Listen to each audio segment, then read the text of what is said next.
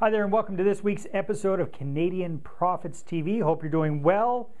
Kids are in spring break. We're getting ready to go on our diamond cruise in just a little while, and I hope your year is going really, really well as well. What are we going to be talking about this week for our business breakthrough? Sharing a little lesson from our good friend eBay Larry Akusic on diversifying your business. For our real estate tip, we got a special guest visitor, my good friend Darren Weeks, who's going to be talking about raising capital. And for our Mindset Minute, I'm going to be sharing a lesson I learned from my mentor, Dan Kennedy, called Repel to Attract. Stay tuned.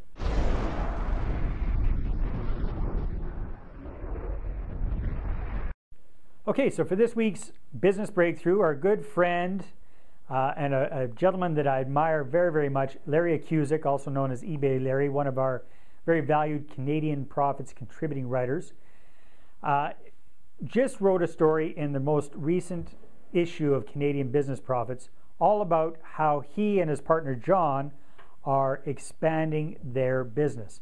So if you know anything about eBay Larry, as the name would say, he has created an amazing business selling items on eBay.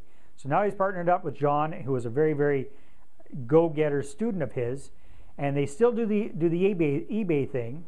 They go to auctions, they buy a lot of stuff, they also do consignments. They have turned Larry's warehouse into a kind of a swap meet type of a place, so they got a retail location. And now they've just diversified their business even more by becoming licensed auctioneers. So what Larry did was he started with one thing, which was selling things on eBay, and he's expanded them into having a retail location on spot, so that all ties in nicely. Now he's expanded it even more by being able to be an actual auctioneer and have people bring him their goods. So he's become a one-stop shop for his niche target market. Anybody that wants to sell stuff can take it to Larry, and he can either sell it on eBay, he can sell it through the retail thing, or he can sell it at auction. Very, very smart. My suggestion is look at your own business. Where are the gaps that you're not filling right now? How can you either start to fill those gaps, or perhaps even better yet, do a joint venture with somebody who's already doing that and work together to increase your bottom line. That is your business breakthrough for this week.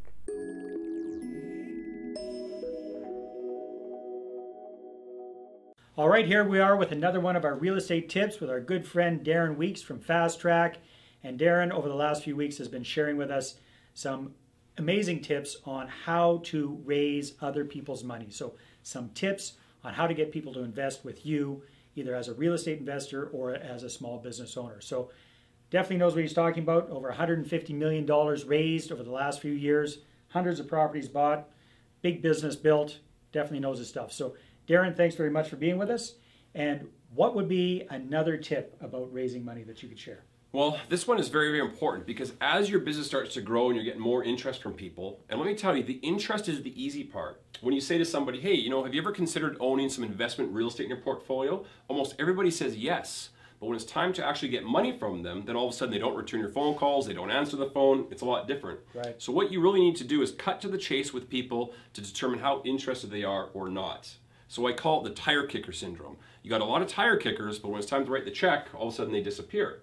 And when you need to buy a property, you don't have months to determine if you're going to take the property or not. So a little tip that you could use to get rid of the tire kickers is simply something we call a letter of intent. So if Dave's my potential investor, I've met with him a few times, he's known who I am for a year or so. Dave, I know you've been interested, you said you'd like to invest with me in the future. What I'd like you to do is sign this letter of intent, you slide it over to him on the table, talk to your wife about it, and I'm not going to ask you to sign it right now, but I'd like you to fax that or scan that to me in the next 24 hours. And what I do is I phone all those interested parties that have signed this document when I have one of the hottest properties on the market. I only want to deal with people that are serious and can act fast to close these properties. So a letter of intent gets rid of him always saying, yeah, I want to invest, because now he's got to sign this document. Now, it's not a legally binding contract, but it definitely gets them off the fence, and they either quit tire kicking or invest with you. Good advice. Just, if you don't mind sharing, I remember how you learned this the hard way. Do you mind just telling that story about, I think it was a restaurant or something like that? It was actually more doorknob ads business. Was it? Yeah, okay. You know that one. I know that one. So everybody would say, oh yeah, your concept sounds really good. I want to advertise, I want to advertise, I want to advertise. I thought, well, this is just too easy. Everybody says yes. So I thought to myself, and I've learned over the years, always pre-sell your idea. So I had this advertising concept, and I went back to all those people who said, yes, I'll advertise, and said, okay, great. If you want to advertise, I need a deposit for half of the cost. And all of a sudden now, the checkbook doesn't want to come out. So then you actually know who is going to actually deal with you or not. Right. So it's really just pre-selling your idea. And Doorknob Ads still went forward, but at least half the people all of a sudden couldn't find the checkbook. Exactly. So good advice. When it comes to real estate, again, that letter of intent, that's brilliant. They're not on the hook. They're not legally obligated to invest with you, but you're getting one little commitment. You're getting them to sign off that, yes, they're actually committing to invest with you when a deal comes up. They're able to, they're willing to, they want to.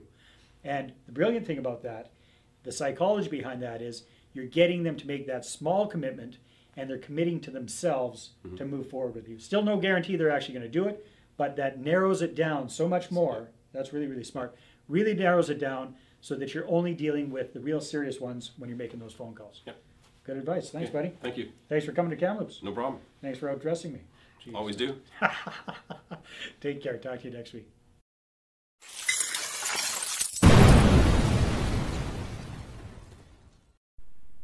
Okay, for this week's Mindset Minute, I want to talk about a lesson I learned from Dan Kennedy, one of my mentors, which is you need to repel in order to attract. Now that sounds like an oxymoron. Repel to attract. What do you mean? Well, that means that you can't be wishy-washy. If you really want to get the cream of the crop of your ideal customers, you have to really work at attracting those people and really virtually repelling everyone else. So, an example of that is someone once said, very, very wise, there's no such thing as a wishy-washy rock star, right? People either love them or they hate them. There are very, very few rock stars that everybody in the world absolutely loves. However, their fans love them like crazy. We need to do the same thing for our business or for our real estate investing, and we need to really look at who exactly do we want to attract and how do we repel the others and actually get them to keep away. That's your Mindset Minute for this week.